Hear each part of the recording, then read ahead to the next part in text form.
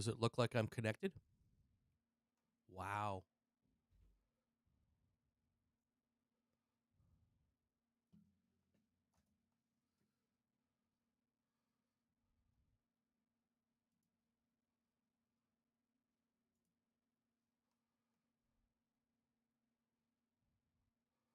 Oh, wow.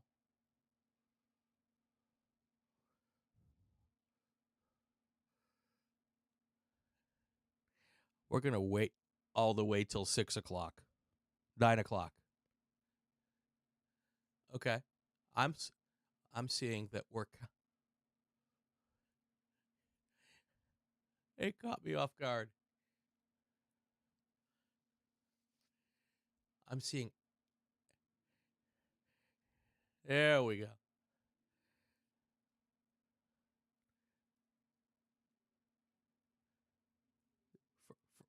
First show jitters.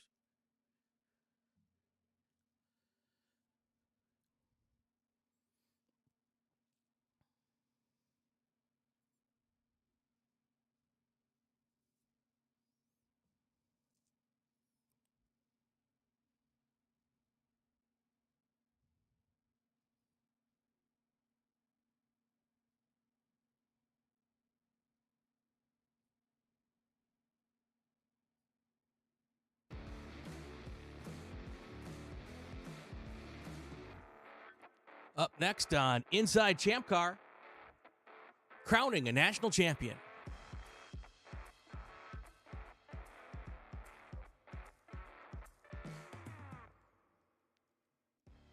Welcome to an Inside ChampCar First. I'm Brian Bielanski. He is Bill Strong, and that good-looking guy at the bottom, Eric Rockwell. Not only is he good-looking, not only has he got a great picture behind him, but he's a national champion. How we doing, guys?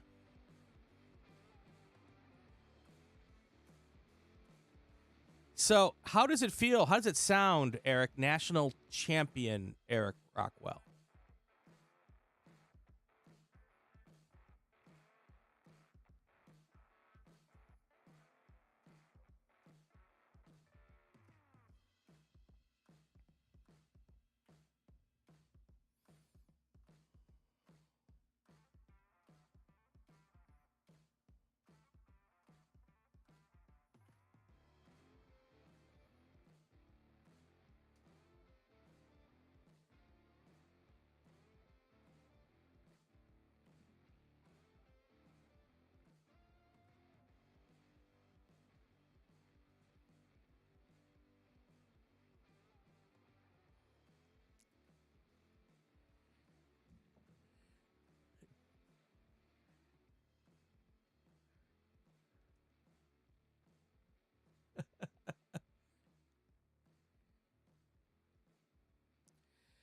So we've had you on before. So typically we start our interviews with, where did it all begin?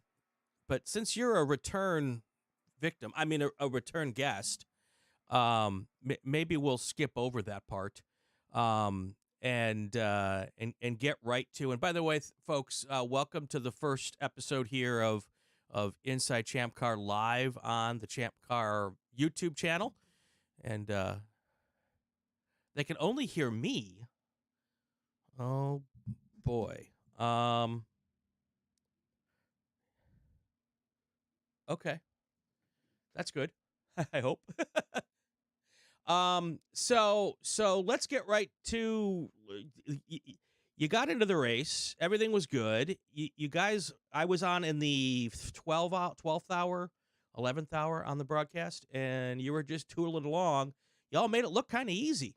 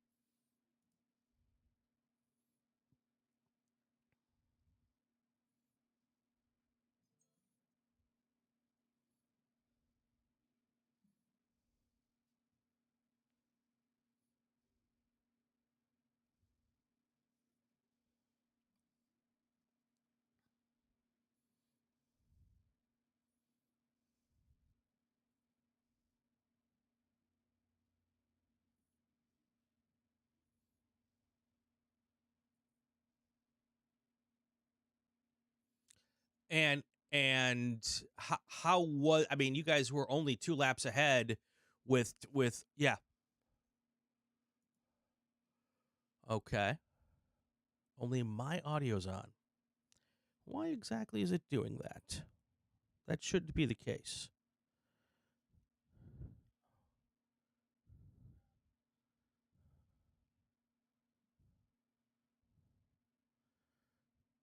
That's weird. Oh, did you just play that back to me? That's okay.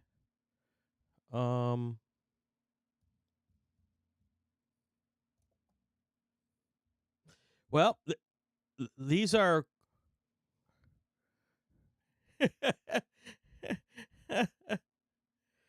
uh let's see.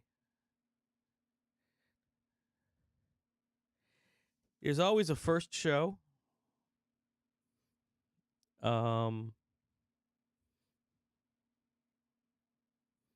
Yeah, tell me about it. This is very weird. You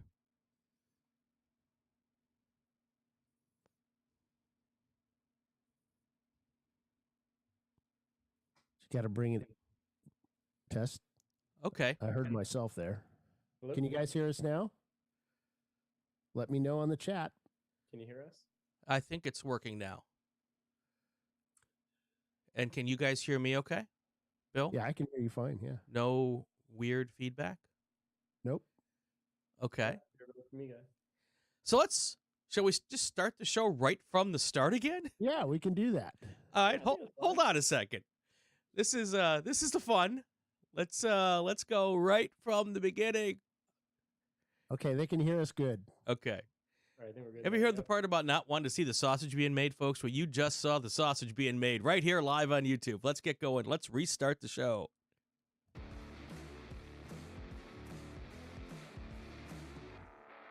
Up next on Inside ChampCar, crowning a national champion.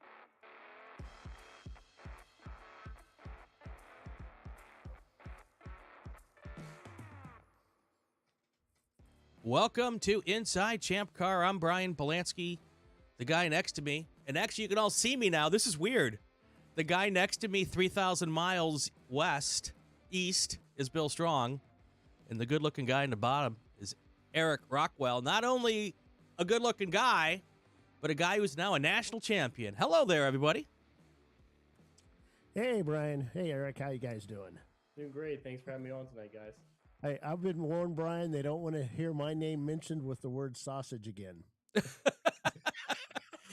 Oh gosh, what have I gotten myself into? Eric, what's it feel like when they say and you hear national champion Eric Rockwell? Well, it took a little bit to set in. This is our first national championship as a team. I've been running ChampCar with our team for been going on 8 or 9 years now. At that time we just wanted to finish the race. Now we pretty much had our eyes set on the championship this year, and I'm happy to say we achieved that goal. And I got on the broadcast about 12 hours in, and you guys were making it look easy at that point. You had a 2-lap lead. Was it as easy as it seemed? I'm glad you thought it looks easy on the outside from you guys, but we started the day about 2 hours in. We had our first driver change, looking pretty good. Ran right to the front. We're staying up there. But then on the second stint, we had an issue kind of rear its head. The car had to come in the paddock actually during that 5-minute fuel stop that we typically do. And we didn't know what was cutting out, didn't know it was a problem. We thought our championship was pretty much gone and done at that point. Only 3 hours into the race at that point. It turns out we had some sort of fuel issue that would only let the car go about an hour and a half versus the typical 2 hours. Once we filled the car up, put it back out there, it was doing okay. But at that point, we decided we had to run that car at full pace to be able to be eligible and be able to be there at the end for the championship and try to get a little bit of luck on our side with some yellows to be able to finish it. Now, your drivers were Doug Oakley, Tom O'Gorman, Nelson Kanashi. I always say that wrong. Your father, Alex Rockwell, and yourself. Now, Yes. How did you get Tom O'Gorman and Nelson all in the same car? Now, I don't know much about Doug, but obviously he's pretty quick too. Yes, Doug is very quick. Doug is actually a great friend of mine. We've been doing this together for the past 5, maybe 6 years now. And he started with absolutely no racing experience. I pretty much took him under, showed him everything, showed him the racetrack, and he fell in love with it just how I did. And I wanted to make sure that he was there with me to win this championship. We had this goal set out between me and him pretty much at the start of the year, saying that we were trying to go for this championship. As far as Nelson and Tom, Nelson's been a great friend of mine for about 4 years as well now. He ran with a lot with us in AER, and then made the move to IMSA as well with us. And he's actually local to the Atlanta area, so he's always one of the first calls that I make anytime I get a good opportunity. He's been at almost every single ChampCar event that we've done in the past 4 years as well.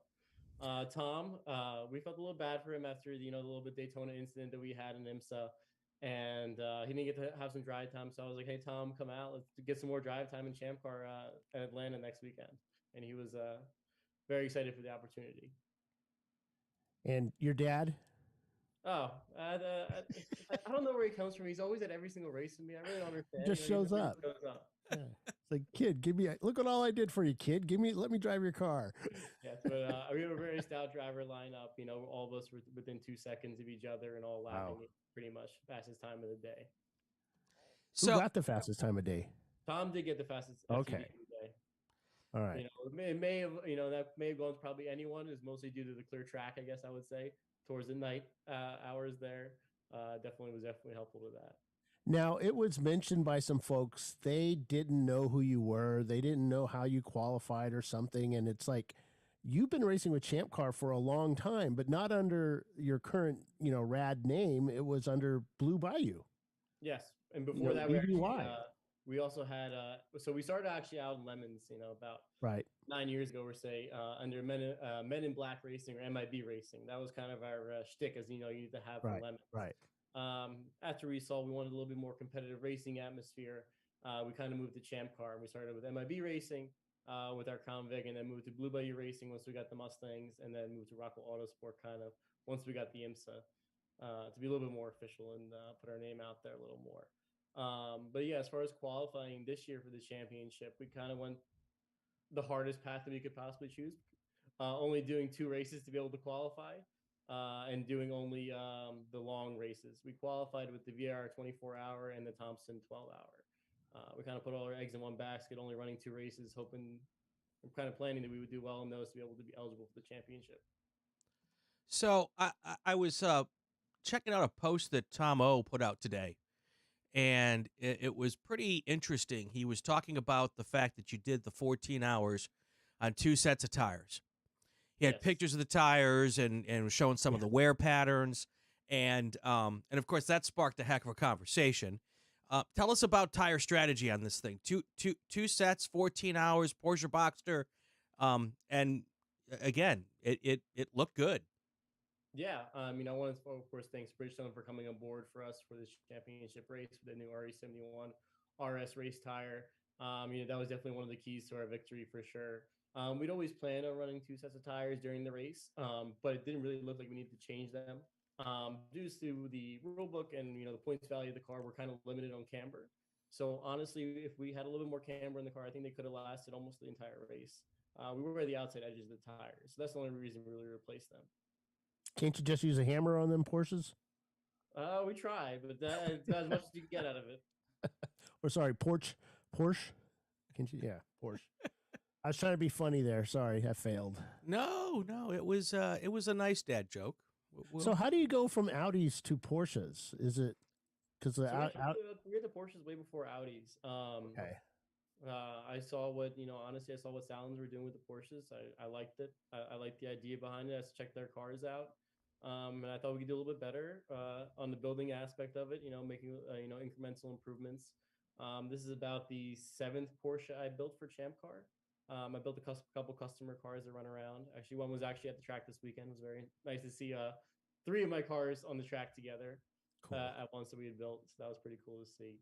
But the Porsche has been a great platform for us. It does really well in ChampCar trim, and it's a really fun car to drive as well. So does the ChampCar program help your IMSA program? Absolutely. There's no better dollar per track time ratio you can get on these same tracks that we run in IMSA. We're running the same track we ran back in October in Petite and this ChampCar weekend, but we get to run in the dark as well in until we get the big boy race in Petite. So it's definitely really good driver training, be able to run all the tracks that IMSA runs and be able to really get to know them by putting, big, long 2 hour stints in typically. Do you specifically choose your ChampCar races so that they line up so there is a connection with a race on the IMSA schedule, or do you do any ChampCar races that aren't at tracks on the IMSA schedule? We try to stick to the marquee tracks, which ChampCar has almost all of them, if not all of them. We kind of use ChampCar back in 18 and 19 and 2020 to train for IMSA, to know the tracks, to know, really get familiar with some of the tracks before we made the dive with IMSA, versus trying to get to know the tracks in only an hour in practice that you might have, not even, in IMSA. With ChampCar, you get, 14-hour races at the tracks. You definitely get to know them very well. So Dad's on the team. You said he kind of just happens to show up on race weekends. Love that. Is Dad like, oh my gosh, I'm driving a car with these awesome guys? Or is Dad just like, I'm here, let's go racing? Oh, he's a hard competitor, just like anyone in that car. He's trying to set the fastest laps. We're trying to put a very competitive team together, and he's trying to, be able to get to that level as well. If I'm correct, I think he set, if Tom did not set the FTD of the day, Alex's time would have been FTD as well in that car. So it kind of goes to show you what our driver lineup has.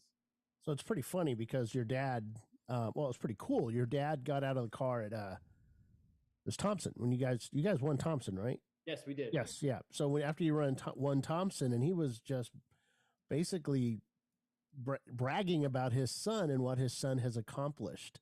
I mean, not only have you accomplished, you've gone racing, but you've become a dentist. You've done the medical school stuff, and it's just. And weren't you racing while you were going to dental school? I still am in dental school. Oh, you're still in dental school. I am still in my junior year. So yes, So before the race, I had a midterm on Wednesday, and then I jumped in. I flew down because we took our trailer from actually. So it's funny. Fun facts: the Boxster was actually at the Daytona 24-hour race, just in the trailer. We pulled it out quickly and got a picture of it. So I will say that the ChampCar winning championship car was at the Daytona 24-hour. Just saying. There we go. But it was there. So logistically, we kind of took the trailer right from Daytona to Atlanta, left it there for 3 days, and flew back down on Thursday. So trying to fit everything in between, both the IMSA schedule and then my personal school schedule is tough at times. We actually planned and finished prep on this car back in December or so, and loaded in the trailer, kind of had it on the list. So still tried to finish some stuff on Friday. I was still building the splitter on Friday during practice. Do you I saw somebody on Facebook, you posted a picture of the car and they said that thing needs a splitter. Of course. Yeah, well, I got one during Friday. Yeah. So do you use your dental skills with a drill to actually port and polish and do stuff? Oh, absolutely. Like I'm very handy with Dremel. It's just the biggest correlation I would have between racing and dental school. Right. Like a direct correlation. I'm really good with the Dremel. You can pretty much do anything with it. I'm very it's one of the very direct correlations between dental drill and Dremel. But just in general, using any kind of thinking skills, is very important in both racing and dental school as well. We use epoxies and different kind of composites and all this stuff. Sets with UV stuff. So it's very interesting how I can take some of the stuff I learned in dental school, dental world, and dental ideas, and transfer to racing and go the other way as well. Cool. We have 3D scanning technology now that's making its way through both the racing world and the dental world, which is very cool to see 3D printing technologies going through both of them as well. That's the first question that Bill's ever asked, tongue in cheek, that turned into the best answer in the history of Inside ChampCar. I don't think Bill was expecting a yes, absolutely. My dental background is good for racing, and you gave it right to him. I love it. He did. Well, what got me was the using the compounds to build up. Yeah. Yeah. Good stuff. What's on the horizon for the team this rest of the year? I mean, you've won a national championship. You just pack it up and go home now, right? Oh, definitely not. I had two goals when I built this car. One was to win the win national championship, and the other one was to win the VIR 24 hour. We came pretty close for the last 8 years or so. Our best finish was a third place overall. This past year, we were able to qualify for the championship with a sixth place overall. But definitely gunning for the top spot and against probably two of the best cars in Champ Car run by the same person, Chris Huggins. He's won the race now for 3 or 4 years in a row. Definitely has had that 5. race number, and I'm trying to gun for that for sure. Yeah, I think he's done it 5 times now. Yeah. Yeah. So the last time we talked, your IMSA program was the pilot challenge. Is that Yes. still what you're doing this year? Or Yes. have you jumped up to the big show? Not yet. We're hoping to one of these years. But we're still in the pilot challenge. We have expanded to a 2 car program for Okay. this full year. So we're doing the full IMSA calendar back in our Audi TCR cars. So you're really just coming to the big 24-hour races as a prep for that step to the WeatherTech Challenge, right? Absolutely. Knowing what it takes to run a 24-hour race, the logistics behind it, the prep behind it, the mental fortitude to be a driver in it as well. Waking up at 2 a.m. and trying to know that you had to get some sleep in that 24 hours. I remember after our first 24 hours, we thought, oh, yeah, we're going to be able to drive home right now. No problem. Oh, You no. feel that adrenaline after finishing that race. And we have 3 or 4 hours on the track, and it's an absolute crash every single time. So it's knowing that, the little stuff that you don't think about in 24 hours, lights on pit lane, lights in the cars, how food works, how you have crew go to sleep at certain different times, how you have, contingency plans in there. We've ran up to 3 cars in a Champ Car 24-hour race before a VIR. Yeah. So I'm old enough. Actually, I think I'm a little older than your dad, but I'm old enough to remember that guys like myself or Brian could just go racing in some of the top series. You just showed up with a car, passed tech, and they'd let you go out there and race. So when I was able to start racing and I had my own team, I'm looking at the money side of it, and I'm thinking, my God, how much money we're spending here. How much are they spending in IMSA? I mean, how is it? You don't have to tell me exactly how much you're spending, but is it, tenfold, 100-fold that you end up spending just to be in like the pilot challenge? A pilot challenge budget, in TCR is about, close to $500,000 per year these times. So, it definitely is a different level. Most of that is due to tires. But, that's why we come to Champ Car. There is no better price or value at the same tracks that you run on with great competition. We were out there, fighting with some of the best racers out there. And as you can see, racers come down from IMSA to run Champ Car. So, you're getting the experience at a much lower cost and running the same tracks. $500,000 for the pilot challenge. It's interesting. That kind of lines up with an Indy Lights program, and I'm gonna guess it's probably a $2 to $3 million hit to go to the WeatherTech Challenge, Yeah, that's about right. which kind of lines up with a lower level IndyCar program. So it's the same kind of money no matter what these top level professional series are doing, right? Yeah, and that's why you see a lot of professional teams kind of coming to run these amateur endurance stuff. The value is just amazing in these events, especially with IMSA getting more expensive every year, and Champ Car trying to stay as budget friendly as they can. That's one of the reasons we love it. So now you do all the sponsor generation, all that kind of stuff for the team, right? So you're the one who's basically coming up with the dough, right? Yes. So Trying to find sponsors to run these events is tough. Um, you know, uh, we're trying to get out there all the time, and it's really just knocking on a lot of doors, sending out a lot of cold call emails, no replies. But you got to get out there and do the due diligence, and it usually has pretty good returns. So how much harder is it to go from the budget for the pilot challenge to come up with the money to go to WeatherTech? I mean, it's what, 5 times about this of the dollar figure. Yeah. That's a hard pull, ain't it? Correct. In WeatherTech, you have a lot of manufacturer backing, dollars wise from that. So you don't see a lot of that in Pilot Challenge. You'll see some of it with like Hyundai has huge backing in our class. We're going pretty much up against a manufacturer team in Hyundai with our, pretty much privateer team, where Hyundai, is funding that the Hyundai TCR team here in the U.S. and the Mission Pilot Challenge. So, when you have that factory backing, sometimes it's hard to compete. But I know most teams in WeatherTech have some sort of factory backing in addition to their sponsorship as well. So before we let you go, and we certainly appreciate you coming on here because I know you are out there getting ready for whatever the next race is. What's the next race on the IMSA calendar? That'll be Sebring down in March 15th or so, March 17th or so. Right. Middle of March, we're running with both WEC and then IMSA WeatherTech as well again. What's your ChampCar schedule going to look like this year? We're looking at so we actually have a pretty good rental program as well. We're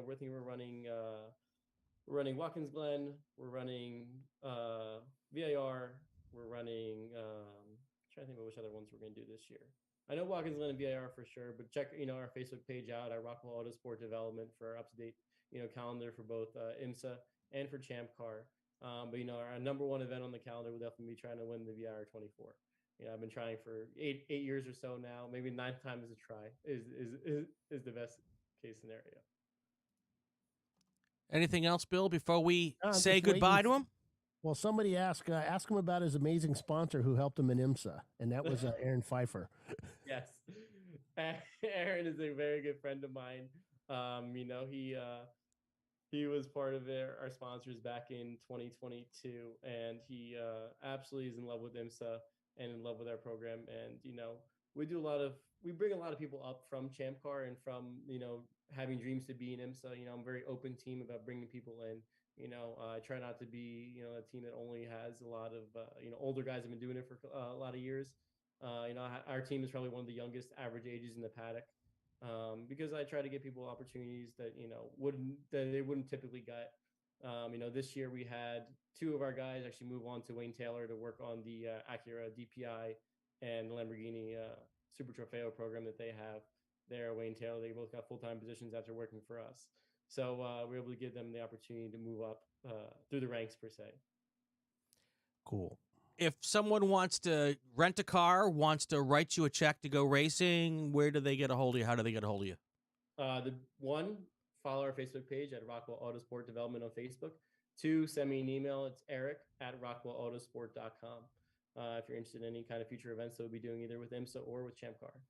All right, we'll put those links in the show notes on both the YouTube and the regular podcast. For those of you watching, this will also be a regular podcast on our regular Thursday morning release.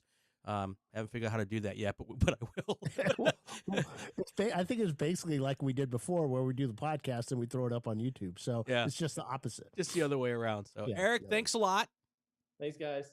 Appreciate it. So, Bill, what we're going to do this time, and I haven't told you this, we're going to run the Winner's Circle interviews here. That'll give me time to reset the cameras when no one's looking. And Eric's just stuttering the whole time, so it's pretty funny. Oh, come on now.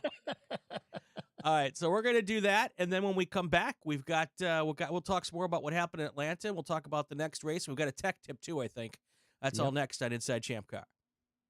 All right, we're down here with Alex Rockwell. Rockwell, it's rad, right? Rockwell Autosport Development. Yep, Eric here. We just finished.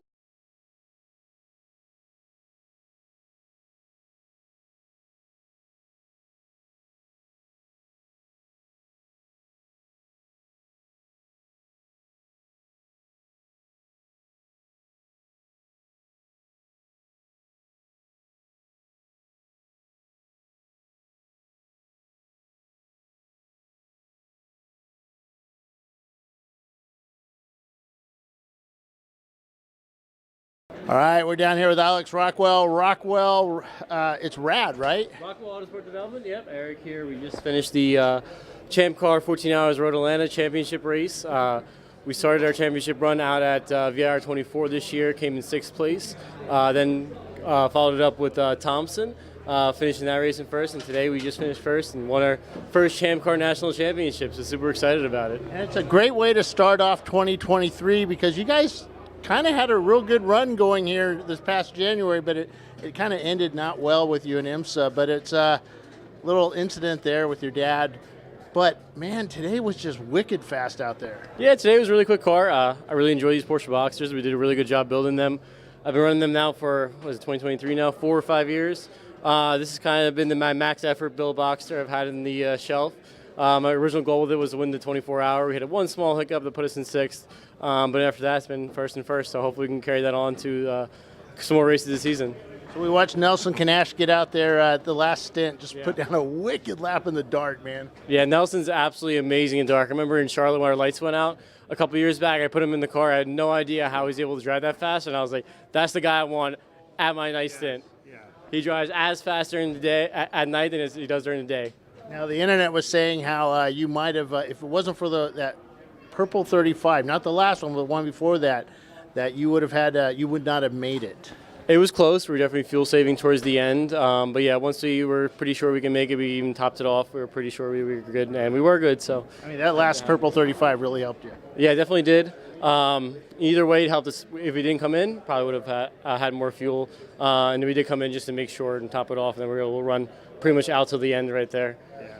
So who are your drivers this weekend? It's my dad, me, Doug, Nelson Kanache. I think that's everyone. Me and Dad. Wait, they're on the roof, wherever they are, wherever the roof is. But yeah, we had a great time this weekend. Excited to win the championship finally. Cool.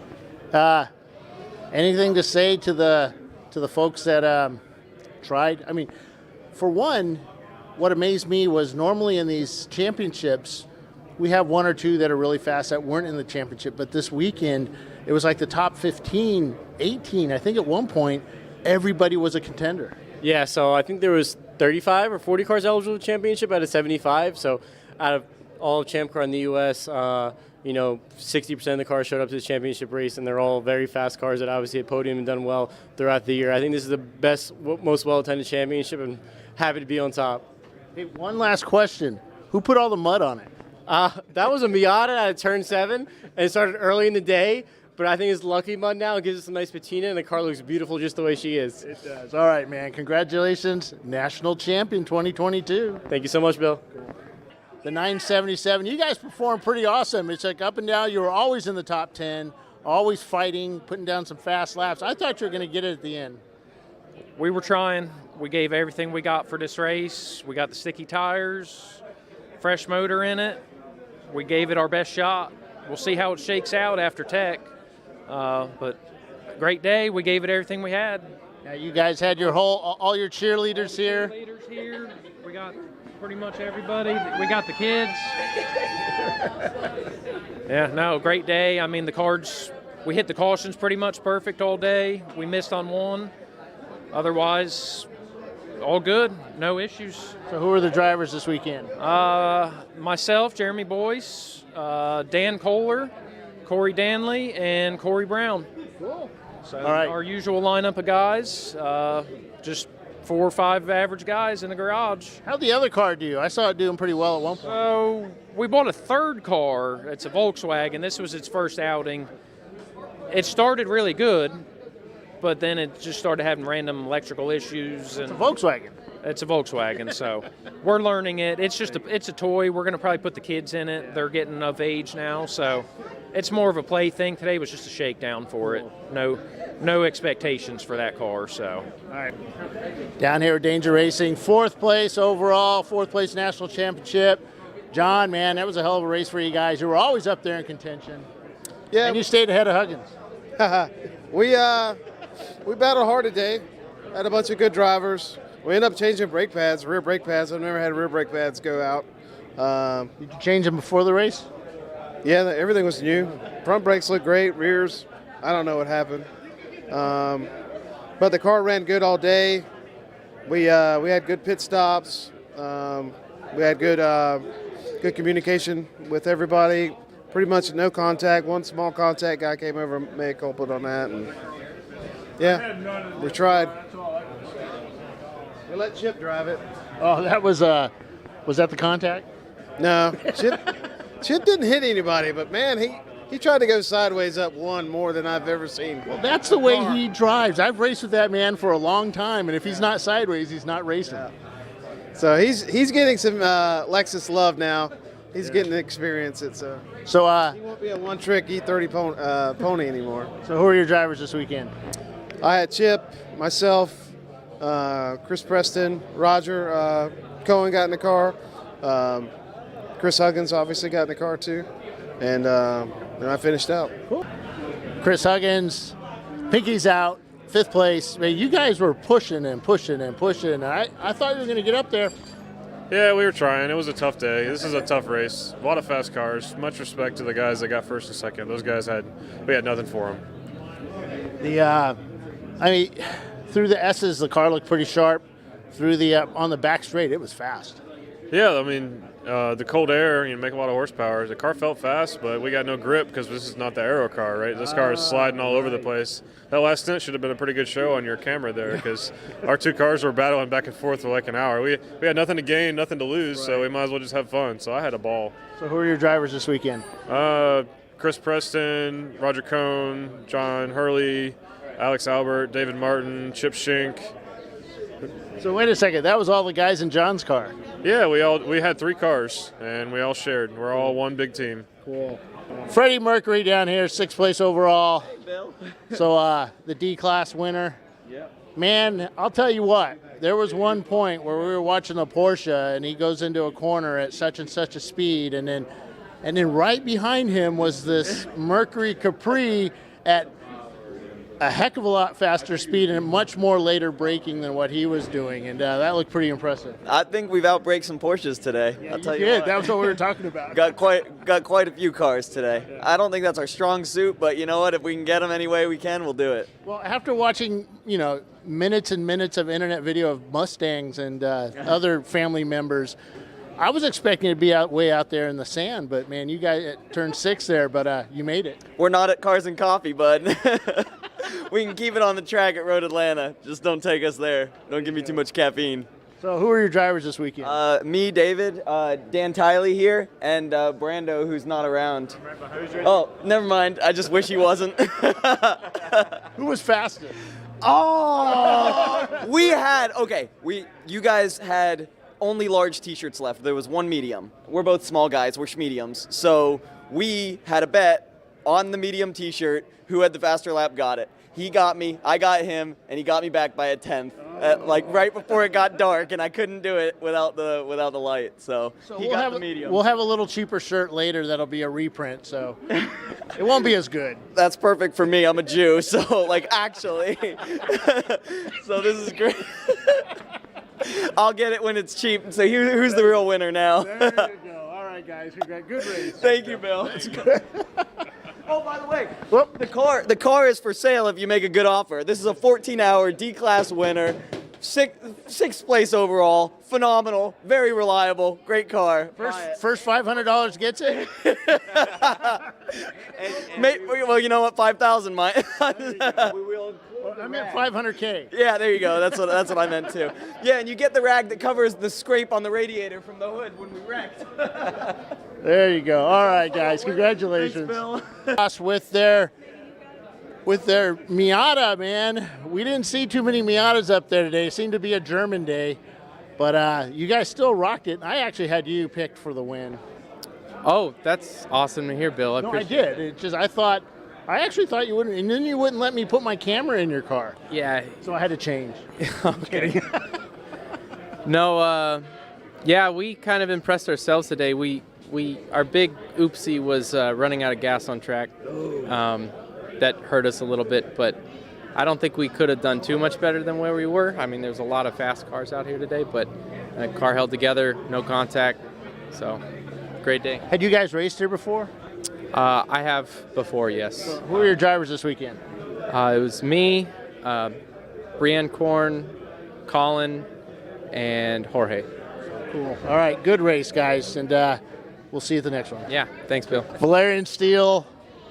What class? You go on the class, right? Yeah, we won A class. A class. So A class, another Miata up here. That was a tough race, man. Lots of German stuff up there. A tough race is an understatement. As the night started to set, we had a small off-road incident that took out the front splitter, air dam, and the radiator. We swapped it all out completely, went back out, maintained our first place position, thank goodness, because we had a little bit of a good lead.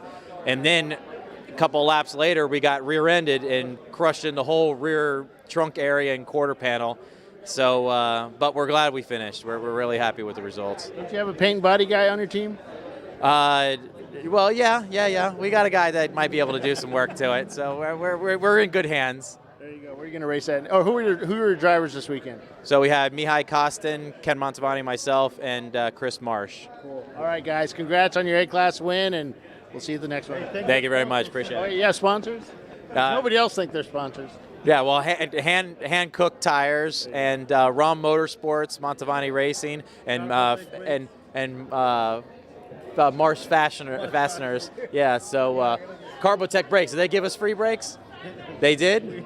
Oh, well, then Carbotech brakes. I didn't know they gave us free brakes. They gave us good brakes. Okay. They gave you good brakes? Good brakes, There you yes. go. All right, guys. Thank Congrats. you. Appreciate it. All right, down here at Goodhart Racing, the EC class winner. You guys were the ones that actually ended up breaking up our monopoly of contender racers this weekend, and that was a pretty fast little car out there. Yeah, thanks, man. I couldn't have done it with myself. My business partner, Trenton, helped get the car ready. We had our hands on this thing for about the last 4 or 5 weeks, just every single day. And then I had a really good team behind us. My friend David, my dad were out here running fuel stops for us, and it's a team effort, but we're glad we got it done. It feels good to put another trophy on the shelf. Now, is it purple, lavender, or what? Oh, it's purple, baby. All purple. There you go. It needs a refresh, though. So who had the nightstand? It was me. So he did about 8 or about 7:30 to 9, and I had finished it off. So It was a good team effort. All right, guys. Congrats on your EC win and good racing. All right, thanks, Bill. Appreciate it. Cool.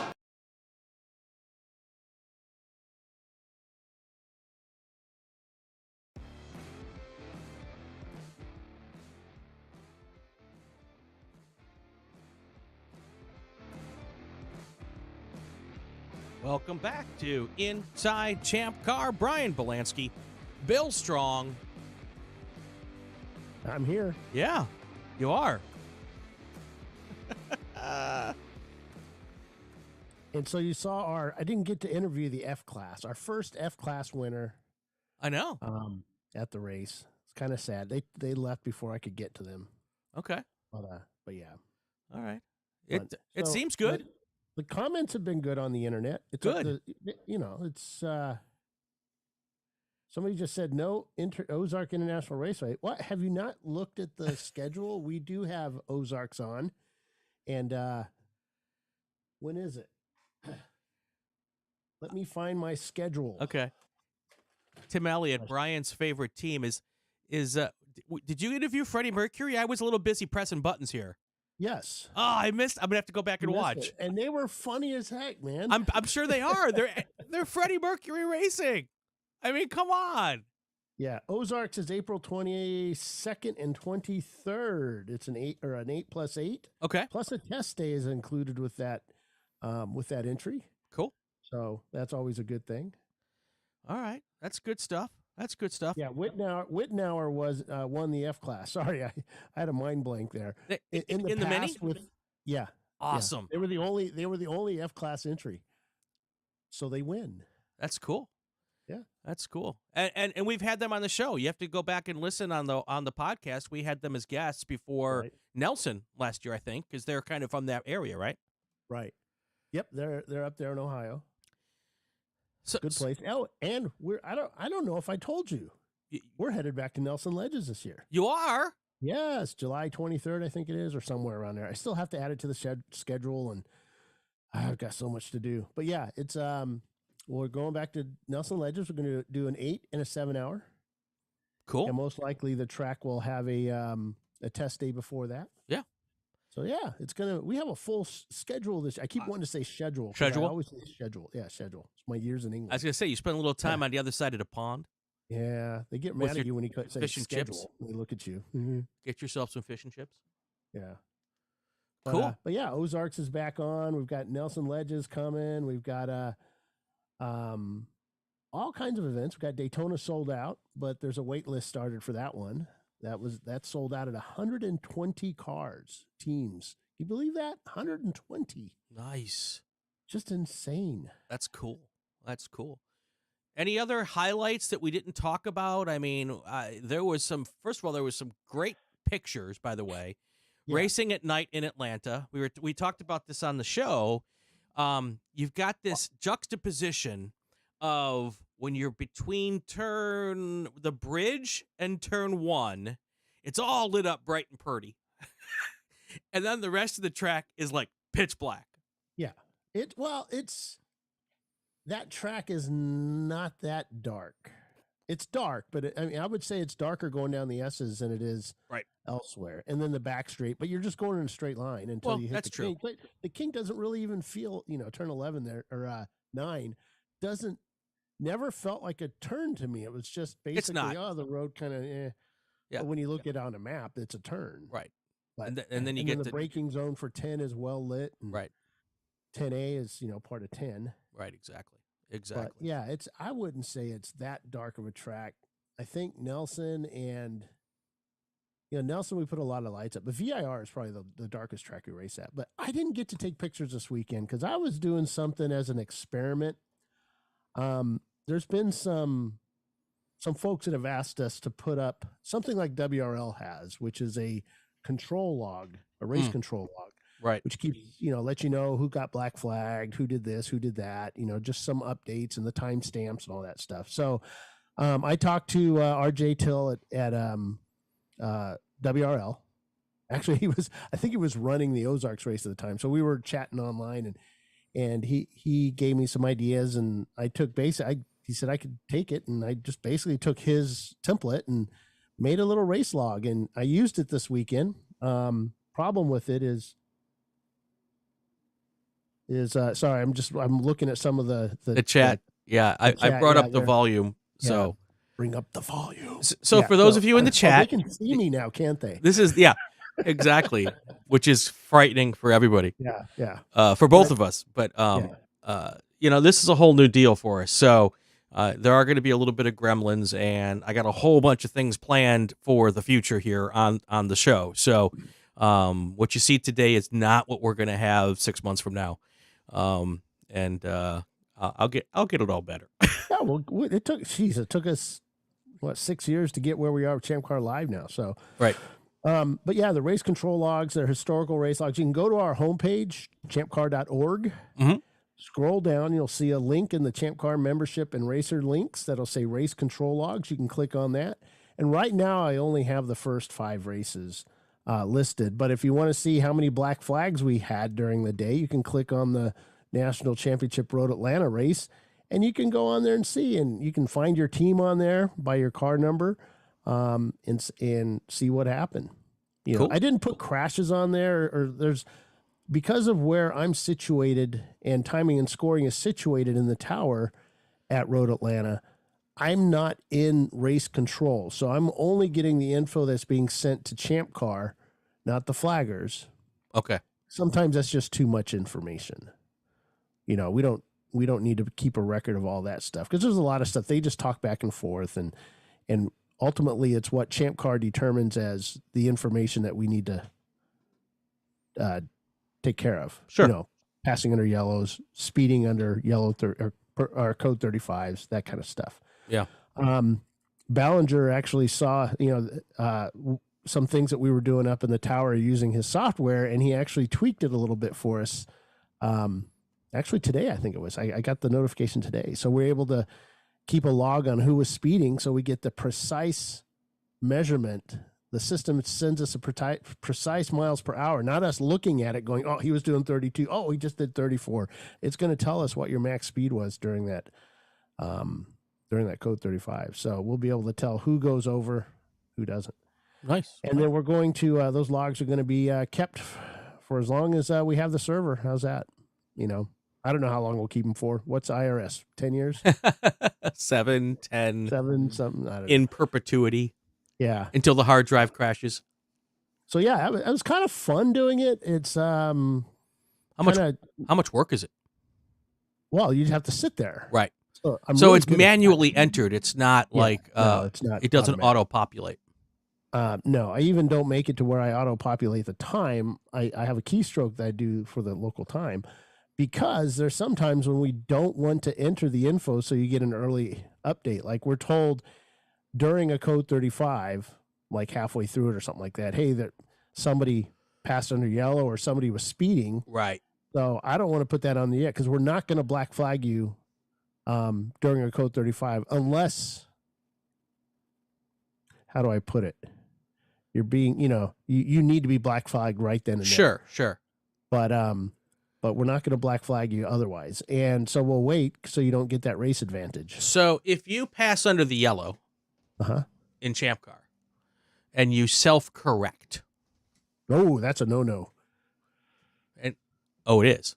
Yeah, you don't self-correct. We try to tell people that in the new to ChampCar drivers meeting. If you pass, just keep it. For one, somebody may not have seen it. Right. And if you do give it back, somebody may see that and the other guy gets it. Oh. So, yeah, you don't self-correct. Just hold your position. Either you'll get away with it or you won't. Sure. Got you. Most likely you won't. Because we do have Flagtronics now. The Flagtronics. Yeah. Now, when I readjust my seat now, people can see me readjust. This is going to be a whole new spiel. I know. Yeah. Can't sit there and do this. Oh. So you saw that on all the previous shows that didn't get on television? Me trying to adjust my mustache. Exactly. Yeah. Exactly. So it's going up your nose.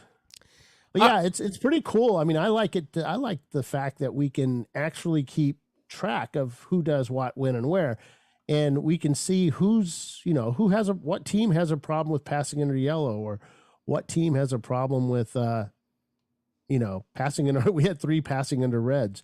So maybe we can set them off to the side and say, hey, all right, let's do a little training here. Let's talk and get them back to, get them to be good racers. Yeah. So, we don't do this to have fun, we do this to have fun, but we don't black flag you. We black flag you for a reason. Right. We want you to be safe out there. We want you to stay safe and plan on getting caught. Yeah. to quote the great poet laureate Spike Lee, do the right thing. It keeps tabs of the average speeds over the code 35s. It does actually what it does is it gives me your high speed. So it logs that. So I can go back through during that code 35 and I say, well, this guy was doing 47 miles an hour. Right. And then I think it told me the distance it did it. Cause I mean, if you pop up there and pop down, but yeah, we've still got to learn and play. Yeah. I can only go by what the images that Ballinger sent me, not by actually using it yet. So once I use it, I'll get to play with it. And so we're going to be doing a show at VIR. Paulie and I talked today. Normally, we have done a show in the past for the 12-hour, not every year, but this year we're going to do it. So we usually get some pretty good racing there. Well, that segues me into my next question for you, Bill, and that's what's next on the calendar. That's right, VIR. Yeah. Oh yeah. Wait, just go back to the log here. We can go. We can't go yet into the drivers. We don't have a way of keeping track of the drivers. I know there was big talk on the internet about, when I say the internet, that's Facebook, about tracking like AER does with their QR codes or whatever, RFIDs. And sure, we don't have a lot of money to do that kind of stuff right now. So it's the cost of it develops something like that with only, we have 3 employees.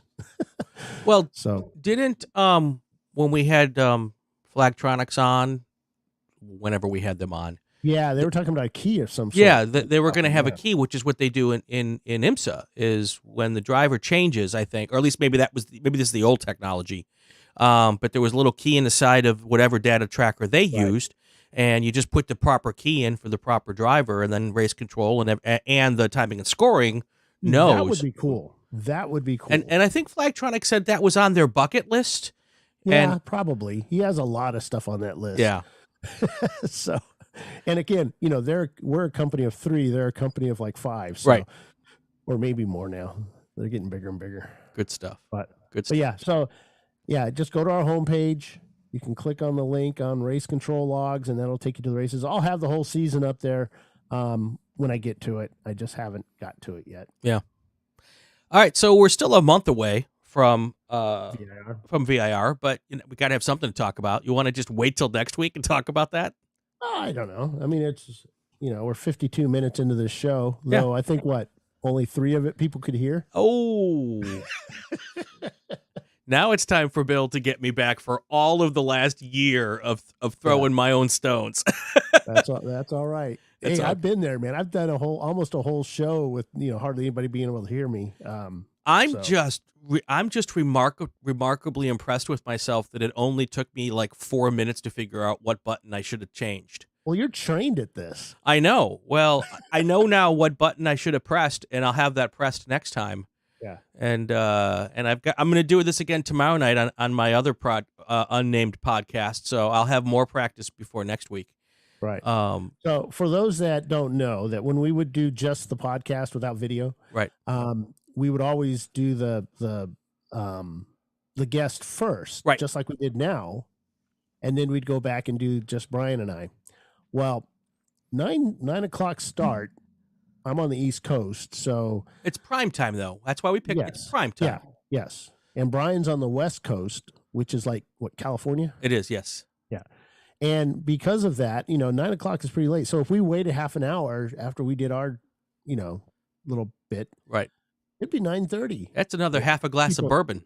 Yeah, people won't. Yeah. Oh, that would be the problem. Yeah. That's just for me. That would be fun.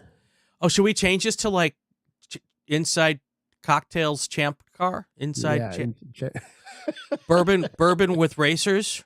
Bourbon with racers. I like that. Oh gosh. That's what we should do.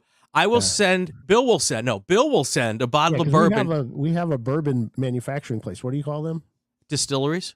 Yes, we have one of those down the road from us. Make some really good Nelson County bourbon. So Bill will send all of our guests a bottle of bourbon, right, Bill? On your dime.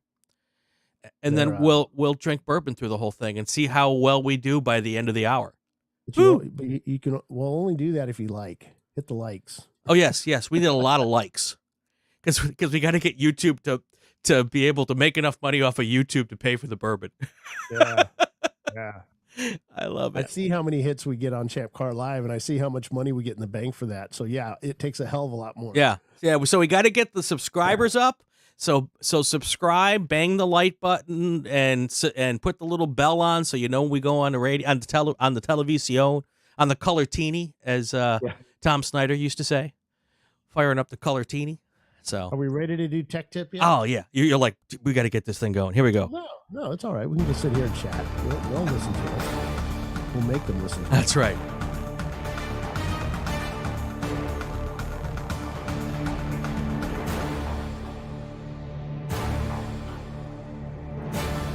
You know what the cool part about upcoming tech tips? No. We could do video. Oh yeah.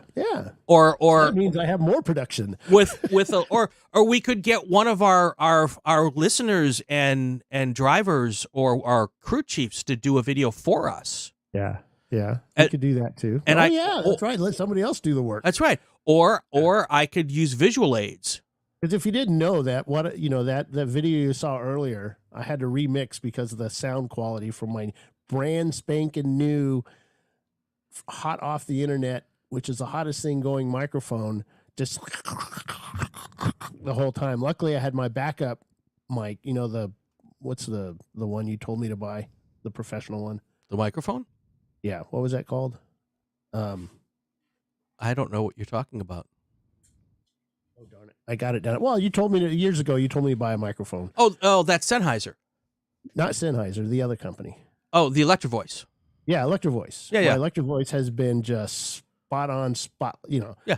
I use it with my little recorder plugged in the end of it, and I use that as a backup, and of course that worked perfect. So and that took me all day to mix, because you got to get the mouth matching with the voice. Oh, I've got tricks for that, Bill. Oh, sure. Now you tell me. Oh, we're gonna have to chit chat. That's one way. Yeah, I always forget to do that. That's the old school way. The clapper. Yeah. No, you just bang the microphone on your camera lens for a second. It's just tap the camera lens. Right. It'll make enough noise, and the camera will jiggle a little bit. Yeah. Just for a second. Yeah. That makes sense. Yeah. Okay, cool. But there's also a real cool techie way. It's going to cost a little bit of money, but it's a cool techie way. I'd still like to run around the clapper. You could do that too, Bill. Clapboard.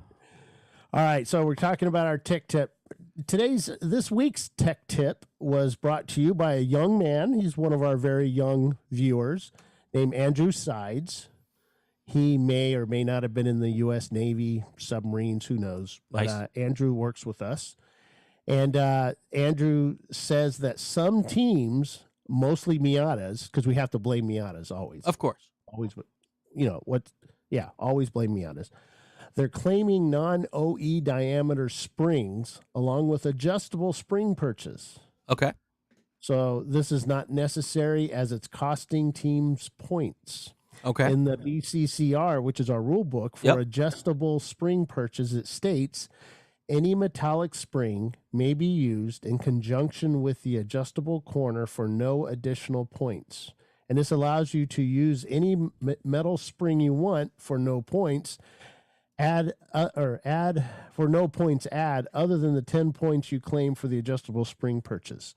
So, yeah. So people are giving up points so they don't need to give up. Yeah, exactly. So that's our tech tip for the day. Now I can go home. So Andrew is clearly a Mazda driver because he knows this. But I have to give Andrew great props because usually you would just want people, just let them take that points because I'm not going to take the points and I'm going to have an extra 10 points. Well, Andrew also works in our tech staff. So he's one of your people. So yeah, so he sees, what these guys are doing. So now let me spin this a different way. What a great customer experience from ChampCar that they're helping teams claim less points so that they can put more go faster bits on the car and not have any more points. See how I spin that? I am the spin doctor. Yep. Unless you're running the 24-hour and your name is Chris Huggins or Pinky's Out or anything like that, you need to claim everything. I love it. All right, my friend. I think we did okay. We got through the first one. Yes. Kinda. Have we? We're about to still hear us, so I guess that's we can still hear us. I'm not seeing any more over complaints. No. And yeah, this is if you folks didn't know, this was our first try. Yep. If you're just coming on, we've got some stuff coming online that we haven't got yet. And once that happens, it'll be a lot more professional. Will it be up to Dale Earnhardt Jr. standards? It'll exceed them. Yeah, I think so. But, I think so.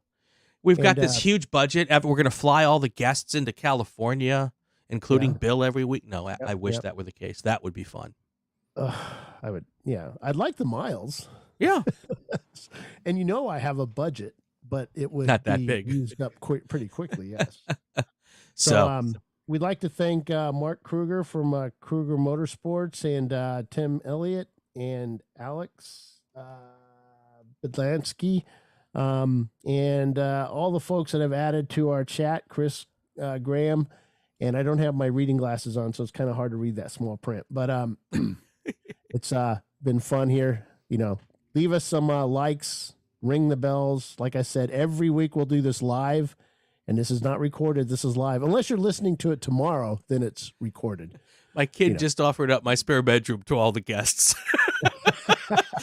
That's funny. Oh, that is Alex. Yeah. Thanks, Alex. That's my kid. Thanks. Yeah. I think my wife's gonna. She's trying to make money. That's right. It's not going to be Airbnb is going to sponsor. I think it's time to go, Bill. There we go, man. See you guys next week. All right, that's going to do it for another episode of Inside ChampCar, this time live on YouTube. If you like what you saw, subscribe to the YouTube channel. If you like what you hear, subscribe to the podcast so you won't miss any episodes. Share it on your social media channels. Comment on the ChampCar Facebook page, especially if it's a good one. New episodes every week. He's Bill Strong. Wave, Bill. We can do this now. I'm Brian Bielanski. This is the Racing Wire Podcast Network and and ChampCar Live. Or Inside ChampCar. That too.